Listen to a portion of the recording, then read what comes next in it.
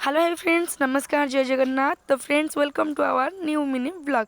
तो फ्रेंड्स, ये देखो आम दुज रेडी होचु मौसी घर को जावाई, आई मीन पतिदेव मौसी घर, जोटा कि आपण तो जानते पुरी रे ही अच्छी।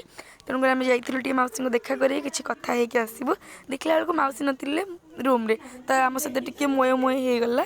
तापर आसलु आम किचेन, जानी मौसी निहत किचेन ही थे। मौसी ये आमको देखिए सांगे सांगे मुड़ी आउ चार माने बंदोबस्त जोटा कि करदे।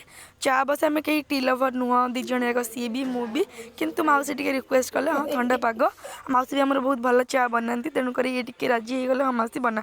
तो मौसी ये आम रेडी करके आणले चा दुई जन ये आम पतिदेव चा और मुढ़ी को एंजॉय करुँच। आम टे कथबार्ता हो मजामस्ती करके आम बाहरी आसलु घर को, कारण आमको आ कम थिला से घर को पलि आसलु। आसले पुणी रोषेईबास ये किसी गोटे कथा को लेकिन मौसी को मोर बहुत हसी मजाक करुचु।